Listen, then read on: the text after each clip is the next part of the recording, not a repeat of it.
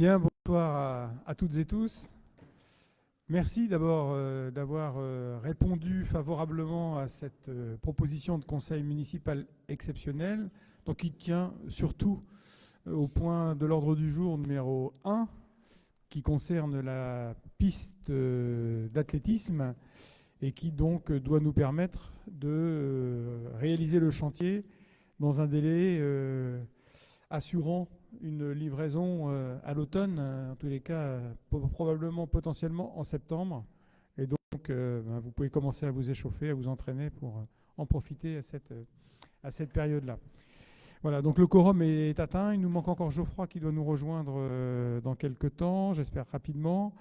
Donc nous avons du coup beaucoup de pouvoir. Jean-Pierre Payette a donné son pouvoir à Alain Adam, Muriel Duny à Fabienne Delay, Patrick Dubois à Jackie Bertrand, Jacques Ricroft à Alain Buffetril, Patrick Maros à Jean-Michel Godet, Raphaël Tracol à Laurent Lalouel, Catherine Nazzarotti à Lydia Brotos, Isabelle Rousseau à Géraldine Roche, Gérard m'a donné son pouvoir, Christine Vasse a donné son pouvoir à Delphine Réjas et Aurélie Hamel à Claire Orlaville. Voilà. Donc l'approbation du compte-rendu de la précédente séance, on le fait maintenant, on ne le fait pas au prochain conseil municipal. Bon, si on peut le faire maintenant, on va le faire maintenant. Ça va être fait. On évitera qu'on l'oublie au prochain conseil municipal. J'en profite d'ailleurs pour au passage saluer les personnes qui suivent ce conseil rapide. Donc à distance. Et je remercie la presse de sa présence. Alors, il nous faut précédemment désigner un ou une secrétaire de séance. Donc, qui vise à relire les délibérations proposées, le compte-rendu du conseil municipal, donc qui va être forcément succinct. Géraldine ? Bon, bah c'est parfait, je te remercie. Et donc, il nous faut commencer par l'approbation du compte-rendu de la précédente séance. Est-ce qu'il y a des observations, des demandes de modification ? Il vous convient ? Eh bien, donc, nous le considérons adopté. Je vous en remercie. Alors donc, le point essentiel de ce conseil municipal, même si le second va finalement être un peu plus, pas plus important, mais important aussi pour pouvoir assurer le fonctionnement de notre crèche. Et sur le premier point, donc, il s'agit d'attribuer, donc après que la commission d'appel d'offres ait sélectionné donc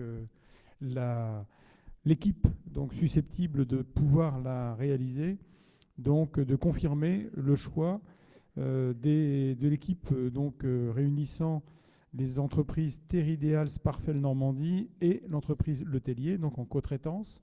Donc l'une pour tous les travaux de VRD et l'autre pour tous les travaux de finition et de réalisation de la piste elle-même. Donc c'est une des spécialités de Sparfel. Donc l'offre de base de ces deux entreprises qui les rendait moins-disantes, donc se situait à un montant de 911 907 euros 02 hors taxe, soit 1 094 288,42 euros TTC. Et donc nous avions à étudier un certain nombre d'options. Donc à partir de cette offre de base, donc une prestation supplémentaire qui nous était proposée donc, par les deux équipes, puisqu'on avait demandé, bonsoir Monsieur Geoffroy, donc aux deux équipes de faire le même chiffrage, évidemment. Donc première prestation supplémentaire, le drainage du terrain de football, donc qui nous assure, parce qu'il faudra le refaire, ce terrain n'est pas plat, donc pour qu'il y ait une piste d'athlétisme autour, il faut qu'il soit aplani. Et donc, quitte à le refaire, autant le refaire correctement.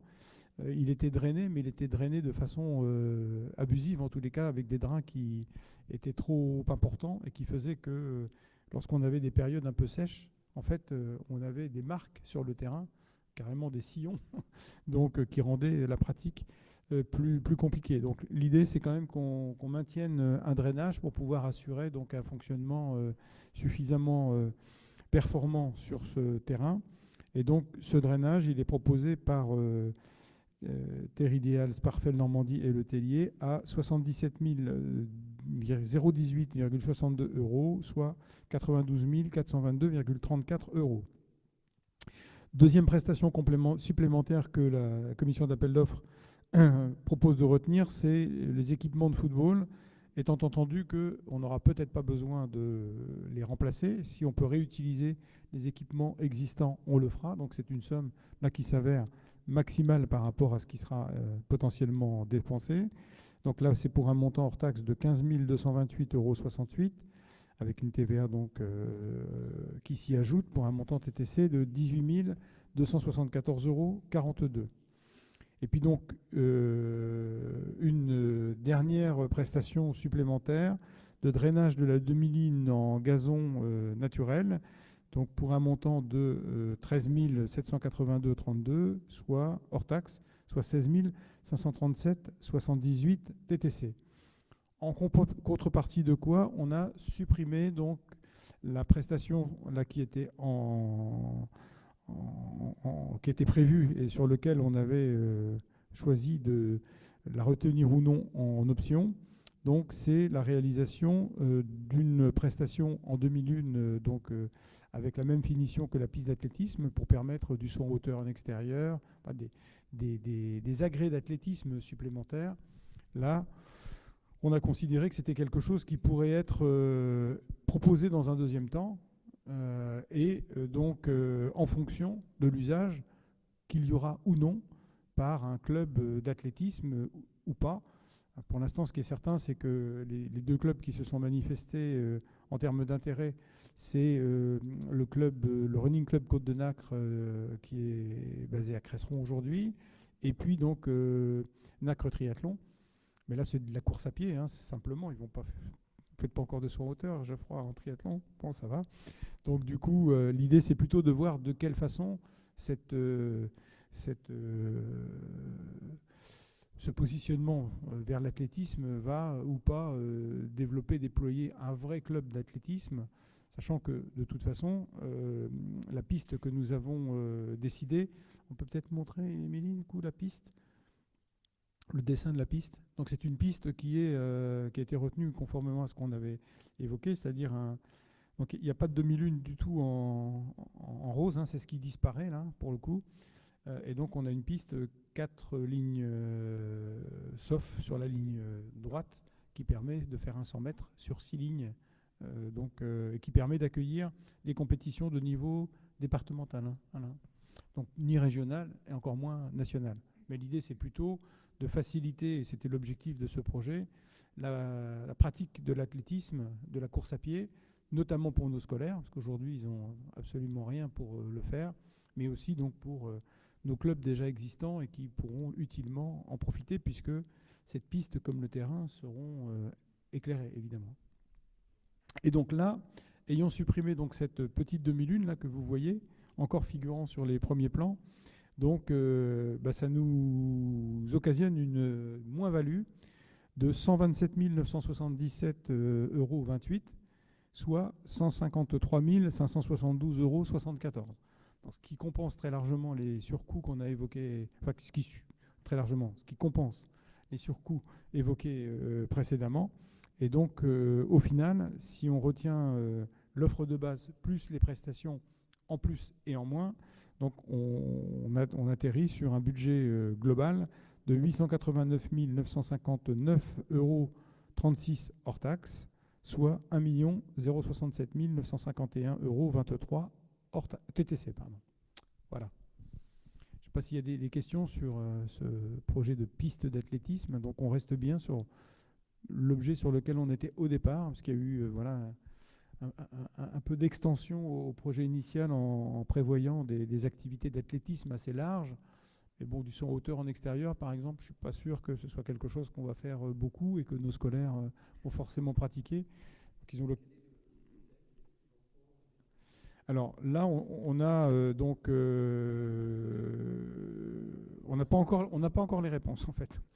On a donc une demande de subvention pour le département et pour la région qui vont être autour de 30% pour chaque.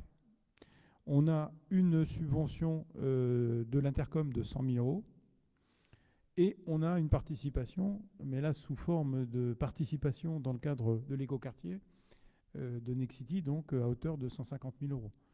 Donc, mais qui là ne compte pas. Donc au final, je dirais que le coût résiduel pour la commune va être minime. Voilà. Oui, Nelly. Oui, on m'entend là. Voilà. Pouvez-vous nous dire quand vont commencer les travaux et combien de temps ils vont durer? Donc on a bien compris jusqu'à la rentrée à peu près, automne, c'est ça? L'automne. Oui, bah, Anna, tu pourras compléter. Hein. Les travaux vont commencer fin mai, début juin, là. Début juin, d'accord. Oui, même plutôt peut-être fin mai, hein, si on peut commencer fin mai. La préparation du terrain pour les travaux, c'est prévu au mois de mai. Et le début des travaux de mise en place de la piste, c'est prévu à partir du 15 juin. Et il y en a pour 4 mois, jusqu'au mois de septembre. Le terrain de foot, lui, est à laisser de côté pendant 15 à 18 mois. Donc on pourra rejouer sur le terrain de foot à partir du mois de septembre 2025, pas avant. Ah, 2025. En contrepartie, la commune est actuellement en lien avec la commune de Saint-Aubin-sur-Mer pour la mise à disposition du terrain d'entraînement et le terrain de compétition de Saint-Aubin-sur-Mer pour justement la JSD, la JSDCN. Donc c'est en cours, les conventions vont être signées et les contacts sont déjà pris et la JSD a déjà commencé à occuper le terrain depuis ce soir. D'accord. Oui, et puis ils sont en contact aussi avec Luc-sur-Mer et Langrune-sur-Mer pour justement, bon, il y a une porte qui s'ouvre peut-être pour créer quelque chose en entente avec les communes à côté et les clubs à côté qui, pour certains, sont un peu en perte de vitesse. D'accord. Alors les travaux vont engendrer bien sûr un certain nombre de bruits. Est-ce que, savez-vous s'il est possible quand même de demander, de mettre dans le cahier des charges, d'avoir au moins une pause au moins repas du style 12h30, 13h30 pour les riverains, parce qu'on arrive au beau jour et vous savez, on a besoin quand même voilà, la plupart quand même des jeunes dehors à cette période. Donc, est-ce qu'il est possible au moins d'avoir 1 heure de pause le midi pour les travaux? On a une réunion le 16 mai, je crois. Donc, pour préparer le lancement du chantier, bon, on posera la question. Après, l'entreprise a aussi ses modes de fonctionnement, ses horaires de travail. Là, on va pouvoir agir sur les horaires de l'entreprise. On peut, ce sera le maître d'œuvre d'ailleurs. Voilà, on peut le sensibiliser sur la question. Mais bon, moi j'aurai les travaux du conseil, du collège qui va se faire juste derrière chez moi pendant 1 an et demi, et voilà, je sais que je vais être potentiellement impacté pendant 1 an et demi. Mais voilà. Nous, ça fait 5 ans que nous avons les travaux. L'année dernière, c'était la salle de service technique. Donc, voilà, là, ça n'a pas généré beaucoup de gêne. Ça fait 5 ans quand même que nous avons des travaux. Ça n'a pas généré trop de gêne quand même. Globalement, c'est en tous les cas la piste d'athlétisme. Il faut bien que tout se fasse. Il y a aucun souci. Bah voilà. Mais si on peut justement on va relayer cette demande. Voilà. On va relayer cette demande, Nelly. Il n'y a pas de souci. Donc voilà par rapport à la piste d'athlétisme. Donc il faudra y ajouter quand même effectivement l'éclairage public qui va venir s'ajouter, puisque donc l'éclairage public actuel, de toute façon, il était à reprendre parce qu'il n'est pas en LED, l'éclairage qui est présent sur le terrain. Et il faut de toute façon décaler les poteaux puisque la piste va venir s'ajouter. Et puis il faut également donc du coup prévoir un éclairage qui puisse éclairer soit le terrain, soit la piste d'athlétisme en fonction des usages du moment. Étant entendu là par rapport au club de foot dont Alain parlait tout à l'heure, que ça me donne l'occasion d'évoquer des mots aigres-doux, plutôt aigres que doux d'ailleurs, qui ont été prononcés par un certain nombre de membres du club sur la qualité des installations sportives que nous mettions à disposition des footballeurs. Toutes les personnes qui viennent de l'extérieur trouvent nos installations sportives magnifiques. Il n'y a que ceux qui les utilisent régulièrement qui les trouvent insuffisantes ou insatisfaisantes.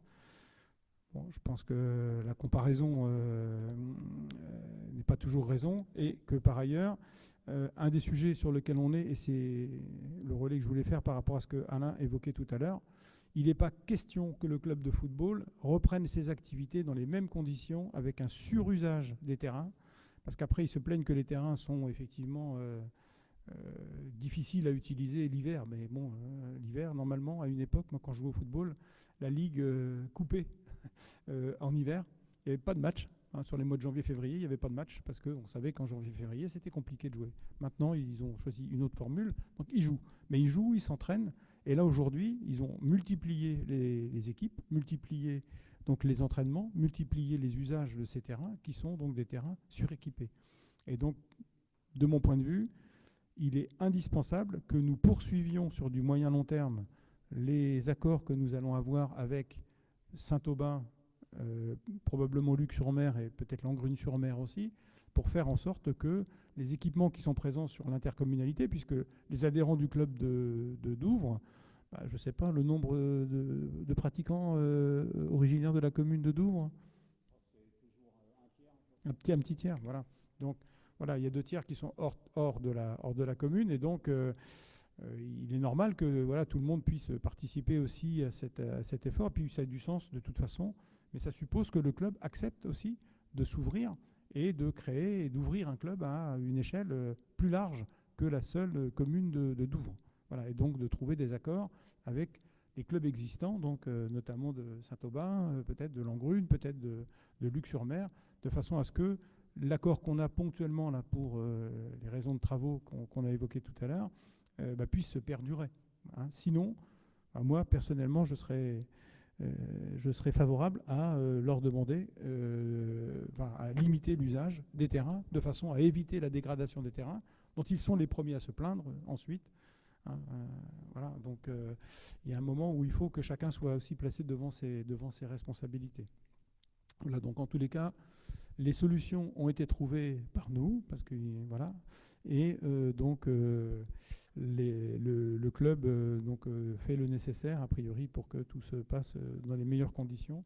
Nos collègues d'ailleurs nous mettent à disposition de façon quasi gracieuse les terrains. Il y a juste un petit montant de quelques euros qui sont demandés pour une participation aux charges, ce qui paraît plus que raisonnable. Voilà. Donc ça permettait de faire le point aussi sur un autre sujet et des propos qui non seulement sont excessifs, mais même souvent totalement déplacés.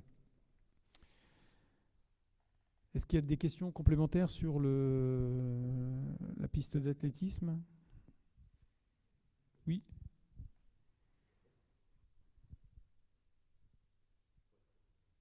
Non. Ah, si. Petite question justement pour la protection de la piste vis-à-vis de ces chers footballeurs lorsqu'ils vont passer. Est-ce que le terrain sera un terrain de match ou que d'entraînement ? Première question. Et deuxième question, est-ce qu'il est prévu justement une protection spéciale sur la piste ? Parce que j'imagine que les crampons ne sont peut-être pas très compatibles avec la piste. Alors il y aura des entrées spécifiques. Il y aura une rambarde autour de la piste, de toute façon, une protection. Et donc il y aura des entrées spécifiques avec effectivement un revêtement spécifique qui permet de passer avec des chaussures à crampons. Le terrain il sera utilisé alors tantôt pour des entraînements, tantôt pour des matchs, puisque au moins pour les équipes de jeunes ou les équipes en départemental, pas en régional. Donc ils peuvent jouer sur ce terrain. Voilà. Mais ça fera partie de toute façon de l'enjeu global dont je parlais tout à l'heure, c'est-à-dire que ce terrain-là, comme les autres, il devra voir son utilisation réduite pour permettre un meilleur fonctionnement de l'ensemble du site du complexe Pierrot.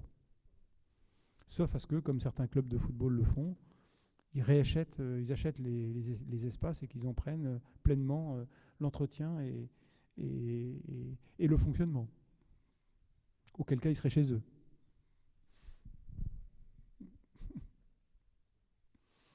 Mais je ne pense pas qu'ils vont aller jusque-là. Ils seront raisonnables de faire ainsi. Est-ce qu'il y a donc sur la piste d'athlétisme d'autres questions ? Donc pour l'inauguration, il faudra prévoir le short, les pointes ou les baskets, plutôt les baskets, pour tout le monde. Ok, donc s'il n'y a pas de questions, donc je vais vous proposer de voter, donc sur la base de ce que je vous ai évoqué, de m'autoriser à suivre d'abord l'avis de la commission d'appel d'offres et ensuite donc à signer le marché correspondant avec les entreprises Terridéal, Sparfel, Normandie et Le Tellier. Est-ce qu'il y a des votes contre? Est-ce qu'il y a des abstentions? Eh bien, je vous remercie. Alors, point suivant, vous voulez vous proposer la création d'un poste d'éducateur ou d'éducatrice, plutôt de jeunes enfants. Alors, comment vous dire ça? Nous avions trouvé quelqu'un, puisque donc notre directrice de la crèche doit être prochainement en congé maternité. Et donc, il fallait trouver un remplacement. Parmi les remplacements possibles, on pouvait faire appel à, donc, au moins sur un mi-temps, à un éducateur ou une éducatrice jeunes enfants. La directrice avait choisi une personne qui avait dit oui d'abord, puis qui a dit non, puis qui a dit oui, qui est venue donc une semaine dans le cadre du centre de gestion pour pouvoir prendre contact avec l'équipe, avec le lieu, et qui, là, nous a informé qu'elle ne souhaitait pas poursuivre. Ce qui fait que aujourd'hui, on se retrouve dans une situation délicate et que l'option qui était de faire appel à un éducateur ou une éducatrice de jeunes enfants, compte tenu des difficultés que nous avons dans le recrutement, parce que du coup, la candidate en question, peut-être elle le savait trop, en tous les cas, elle était la seule susceptible de pouvoir correspondre. Donc on sait que si on recrée un poste d'éducateur ou d'éducatrice jeunes enfants, on aura les pires difficultés pour pouvoir la remplacer, et surtout pouvoir permettre à la crèche de fonctionner dans un cadre légal. On va déjà être obligé de toute façon de baisser un tout petit peu le nombre d'enfants simultanément accueillis.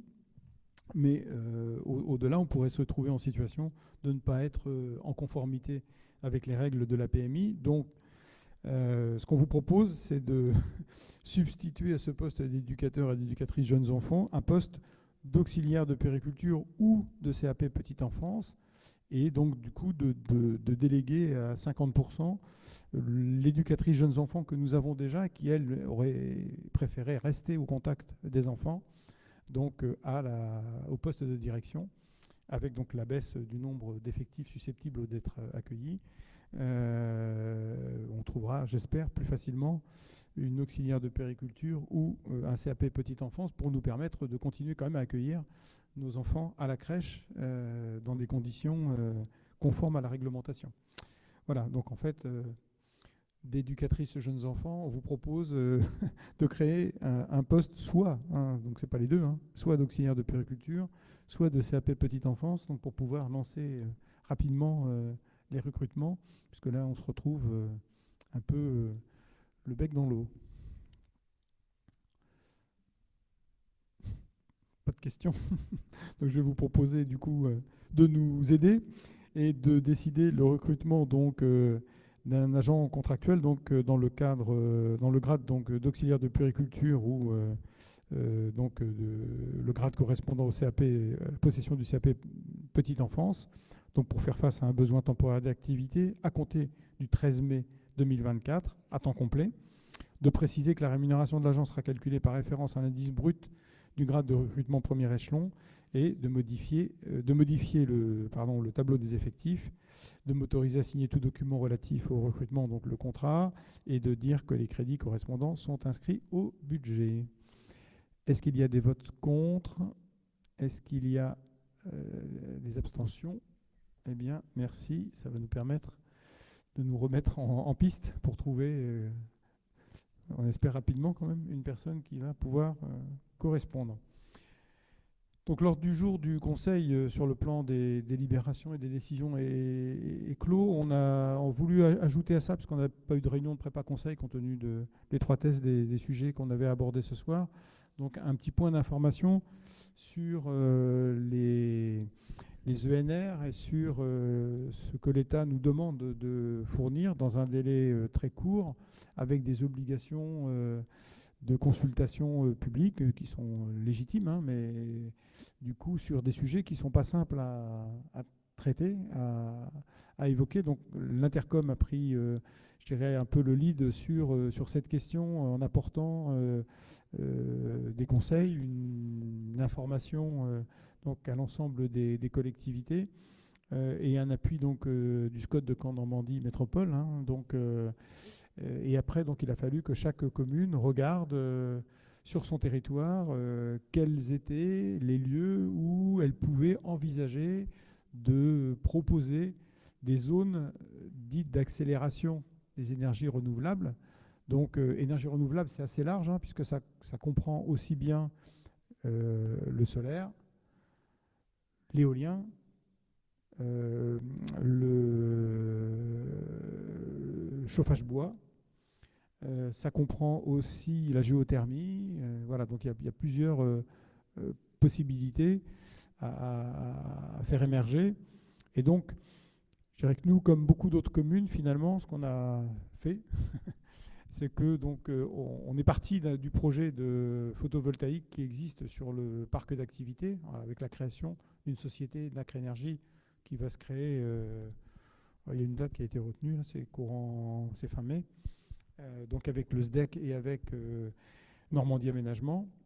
Et donc du coup, on est parti de ce postulat principal, puisque donc sur l'éolien terrestre, hein, puisque nous, on n'est pas concernés par l'éolien en mer, même les communes littorales ne le sont pas, puisque c'est du domaine maritime. Donc ils n'ont même pas le choix.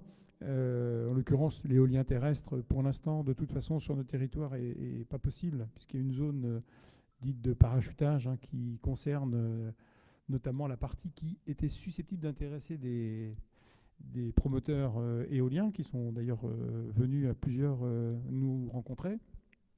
C'était le long de la 404 en fait. Hein, c'était une partie d'ailleurs il y avait alors, le seul projet qu'on a vu vraiment, c'était 5 éoliennes donc entre le rond-point du Nouveau Monde et le musée Radar, en gros, le rond-point du musée Radar. Et puis il y avait potentiellement 2 à 3 éoliennes qui basculaient de l'autre côté du rond-point du Nouveau Monde vers Plumetot, Cresseron. Mais là c'était sur la commune de Mathieu, donc ça concernait Caen la Mer et la commune de Mathieu. Bon. Je dirais que pour l'instant, bien évidemment, on ne les a pas inscrites, sachant qu'on a déjà, nous, le parc éolien en mer, que voilà, l'éolien terrestre pose d'autres difficultés d'acceptation que le photovoltaïque. Voilà. Donc, du coup, on a laissé l'éolien de côté. Et la géothermie, c'est très compliqué parce qu'on n'a pas de projet concret aujourd'hui, nous, sous le coude, en géothermie, mais des particuliers peuvent en avoir. Peut-être que parmi les hypothèses qu'on va pouvoir travailler sur notamment notre extension, enfin la réhabilitation et l'extension de la halle des sports, peut-être qu'on pourrait imaginer un chauffage en géothermie, peut-être, mais ça restera des coûts ponctuels qu'on ne maîtrise pas forcément, en tous les cas qu'on ne maîtrisait pas au moment où ils nous ont demandé de faire l'exercice. Donc du coup, on n'a rien ciblé particulièrement. Et puis donc sur le chauffage bois, on a déjà des productions de chauffage bois relativement importantes et relativement novatrices, puisque on était parmi les premiers à en avoir. Hein. Le centre aquatique, le cube et le cinéma aujourd'hui sont alimentés par une chaudière bois, la même, et la Baronnie, exactement, c'est le deuxième, donc qui effectivement a été aussi mais en dehors de ce projet, le collège, par exemple, qui va se reconstruire, avait imaginé une chaudière bois. Aujourd'hui, le projet qu'on a vu au conseil départemental, c'est plutôt un système de pompe à chaleur. Alors les pompes à chaleur rentrent aussi quand même dans actuellement en tous les cas, dans les zones d'accélération des énergies renouvelables. Alors, je ne sais pas en quoi elles sont vraiment renouvelables, mais du coup, la seule chose que nous, on a pu essayer d'estimer, c'est la partie photovoltaïque. Donc on s'est concentré sur du photovoltaïque et en fait, donc on a ciblé un certain nombre, enfin c'est Émilie qui l'a fait, un certain nombre de parkings donc, où on devra même probablement c'est des parkings de plus de 1500 mètres carrés, pardon. Donc, y installer des ombrières, donc avec panneaux photovoltaïques systématiquement. Alors, les commerces aujourd'hui vont devenir obligés de le faire, mais les parkings publics sont aussi concernés. Donc là, ça va poser quelques problèmes dans l'usage d'un certain nombre de parkings publics quand même à terme, parce que ça va supprimer un paquet de places potentiellement. Et puis donc, en dehors de ces parkings qui ont été isolés, on a estimé qu'on pourrait couvrir à peu près 20% de la production donc, d'énergie nécessaire pour la commune par le photovoltaïque en général, c'est-à-dire celui qu'on va maîtriser au sein du parc d'activité, et tout ce que les particuliers, parce que là j'ai encore vu récemment donc une autorisation de travaux pour des panneaux photovoltaïques. Il y a quand même beaucoup de particuliers qui aujourd'hui ajoutent des panneaux photovoltaïques sur leur toiture. Alors ça ne va pouvoir être comptabilisé par les services de l'État que dès lors que ces panneaux sont en renvoi vers le réseau. Donc, parce que là, il y a une comptabilisation précise. En autoconsommation, par exemple, ça ne pourra pas être comptabilisé. Donc, ça n'est qu'un exercice, de toute façon, je dirais, approchant, bien évidemment. On nous demande en plus de l'estimer pour un horizon, c'est 2030, hein, pour un horizon 2030. Donc, entre maintenant et 2030, j'espère qu'il y aura d'autres projets de panneaux photovoltaïques, d'autres projets de géothermie, d'autres projets peut-être de pompe à chaleur, j'en sais rien, après, qui vont nous permettre d'améliorer notre score en matière de NR. Aujourd'hui, il fallait qu'on définisse des zones d'accélération des énergies renouvelables avec un choix d'un ou de plusieurs types d'énergies renouvelables. On aurait pu ajouter sur la commune, là on a mis 20% pour le photovoltaïque, on aurait pu ajouter une couche de, je sais pas, 3% pour la géothermie, 4%, mais aujourd'hui, on est tellement loin de pouvoir estimer précisément les choses qu'on a préféré se concentrer sur quelque chose qu'on maîtrise à peu près, le photovoltaïque, avec notamment la production du parc d'activité. Et donc, on s'est concentré là-dessus. C'est-à-dire qu'on n'a présenté que du photovoltaïque. Alors, ces zones d'accélération d'énergie renouvelable, elles ont potentiellement un sujet et un intérêt, c'est qu'elles vont potentiellement produire des zones de refus en fait, d'installation d'un certain nombre d'énergies renouvelables, c'est-à-dire d'exclusion, des zones d'exclusion. Là, ce sont des zones qui sont censées être des zones choisies par la collectivité. Donc si dans un premier temps, ces zones suffisent à assurer la production d'énergie renouvelable que la région s'engage à produire, donc c'est le comité régional de l'énergie qui va en décider. Donc si ce que toutes les communes ont proposé permet de répondre à l'objectif qui est fixé au niveau régional, ce sera, alors, l'objectif régional, je ne le connais même pas précisément, parce que c'est un objectif, là, pour le coup, par typologie de production. Hein, c'est-à-dire il y a un pourcentage en éolien, un pourcentage en photovoltaïque, un pourcentage en géothermie, un pourcentage en chaudière bois, un pourcentage en pompe à chaleur. Donc, en fonction de ce que les communes vont remonter, alors ce que je sais, c'est que sur notre territoire, par exemple l'éolien, je pense qu'aucune commune n'a précisé de zone d'accélération sur l'éolien terrestre. Si donc l'économie réalisée est suffisante, les communes pourront inscrire dans leur PLUI, donc demain, des zones d'exclusion, c'est-à-dire des zones qui interdiront aux porteurs de projets. Par exemple, on parlait de l'éolien tout à l'heure. Aujourd'hui, on est, entre guillemets, protégé par une zone de parachutage qui interdit les projets éoliens, mais demain, le ministère des Armées peut très bien lever cette interdiction-là, et donc du coup, des projets pourraient voir le jour, et là, on aurait très peu de moyens de s'y opposer. Donc si on a suffisamment fait d'efforts en matière d'économie d'énergie par les énergies renouvelables, au niveau régional, on pourra donc définir des zones d'exclusion, et par exemple, du coup, là, pour le coup, on pourrait définir une zone d'exclusion de l'éolien sur cette voie, si on le juge nécessaire. Voilà. Si on n'a pas un nombre d'économies d'énergie suffisantes réalisées par tous les projets qui sont remontés par les communes, le comité régional de l'énergie va nous renvoyer la copie et nous demander de revoir notre copie pour pouvoir faire en sorte qu'on puisse atteindre les objectifs qu'ils nous repréciseront à ce moment-là. Voilà.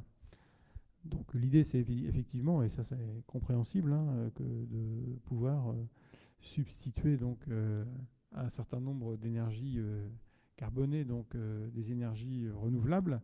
Bon, après, il y a des conditions aussi d'acceptabilité qu'il faut prendre en compte, notamment pour l'éolien terrestre, encore une fois. Hein.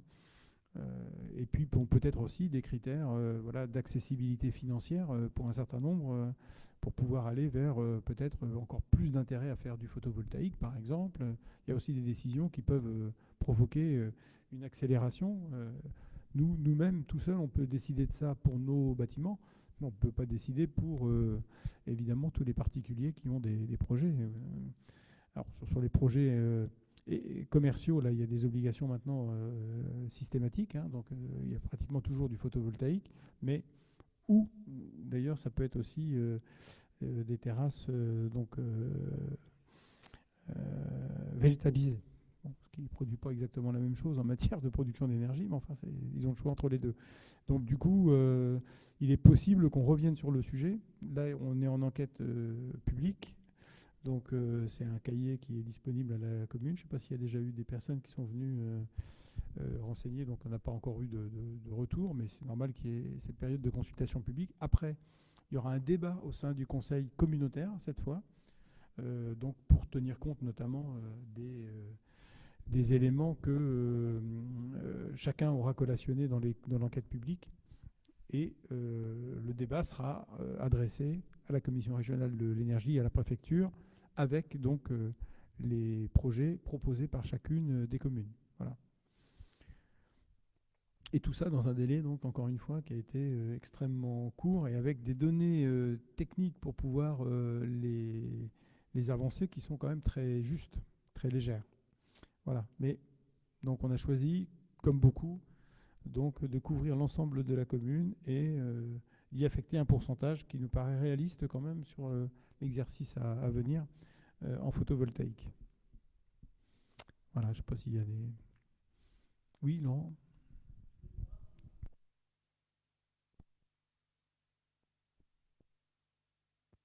Je voulais savoir pour la définition de ces zones, est-ce qu'on a fait appel à un cabinet spécialisé dans ce domaine ?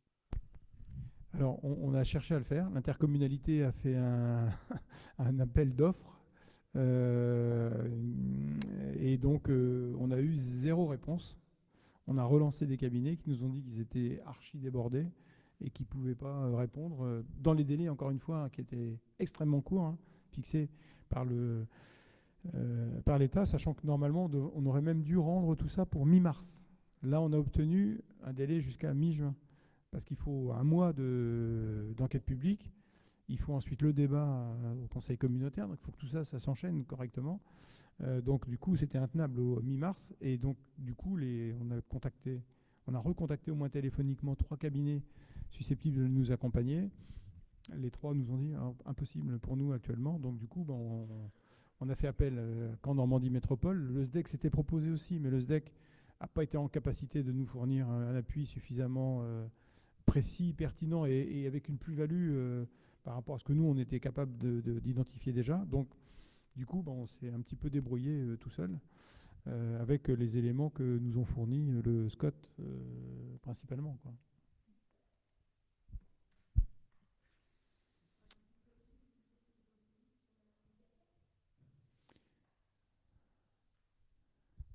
Vas-y, repose la question pour que les gens entendent. Repose la question. Je repose ma question. Avez-vous prévu du photovoltaïque sur la médiathèque ? Non, en fait, on n'a pas prévu de photovoltaïque parce qu'en fait, on est en bâtiment passif. Donc, du coup, produire de l'énergie pour un bâtiment passif, c'est pas forcément intéressant. En plus, la couverture est en zinc et le zinc ne tolère pas le photovoltaïque. Donc, ça va être deux raisons qui ont fait que... Et puis l'orientation du bâtiment aussi n'était pas du tout favorable, puisqu'en fait le bâtiment va être dans la continuité du restaurant là, et donc c'est pas l'ensoleillement le meilleur est pas là.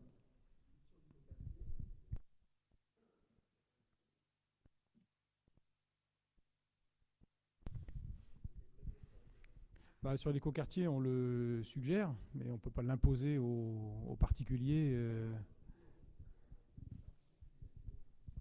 Des maisons, tu veux dire? Ah oui, les collectifs, il y en a sur le... Oui, il y en a. Sur le collectif, il y en a. Et même sur les maisons individuelles, les petites maisons Logéo, alors ils l'ont fait parce qu'on y tenait, mais ça n'apporte, parce que c'est du chauffage gaz encore, puisque c'était avant la nouvelle réglementation. Et du coup, compte tenu, je dirais, des obligations qu'ils avaient pour pouvoir respecter la réglementation thermique, bah les panneaux solaires n'apportent pas grand-chose, si ce n'est effectivement une petite économie sur le ballon d'eau chaude. Mais comme c'est un chauffage gaz, beaucoup moins important que si ça avait été un chauffage électrique, par exemple. La rentabilité n'est pas forcément toujours au rendez-vous.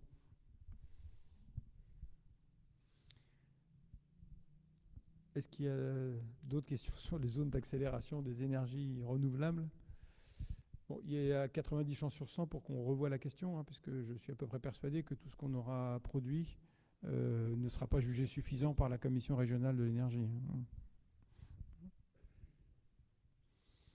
Donc on y reviendra sans doute. J'espère que là, on pourra aller un petit peu plus dans le détail et aller un peu plus en profondeur sur ce qui nous est demandé, sachant que si on n'atteint pas, donc on ne peut pas faire de zone d'exclusion, et donc on ne pourra pas interdire à un porteur de projet de quelque nature qu'il soit sur les thématiques évoquées là. Mais ça concerne surtout l'éolien terrestre quand même. C'est surtout cette question-là qui gêne le plus les élus sur leur territoire. Donc ils ne pourront pas exclure cette installation potentiellement. Voilà sur les zones d'accélération des énergies renouvelables. Vous savez tout sur... En tous les cas, vous savez tout ce qu'on sait à l'heure d'aujourd'hui. C'est pas beaucoup, mais vous savez la même chose. Voilà, bah écoutez, donc du coup, s'il n'y a pas de questions, on va pouvoir clore le conseil municipal exceptionnel. Encore une fois, vous remercier pour votre présence qui était nécessaire pour qu'on puisse obtenir le quorum, lancer les travaux dans les meilleures conditions, parce qu'après la saison, évidemment, a beaucoup d'importance, et on n'était pas sûr du coup de pouvoir la livrer, sinon avant le printemps de l'année prochaine. Donc ça a repoussé quand même de façon très importante. Donc merci encore une fois de votre présence. Et donc je vous souhaite une bonne soirée, qui j'espère ne va pas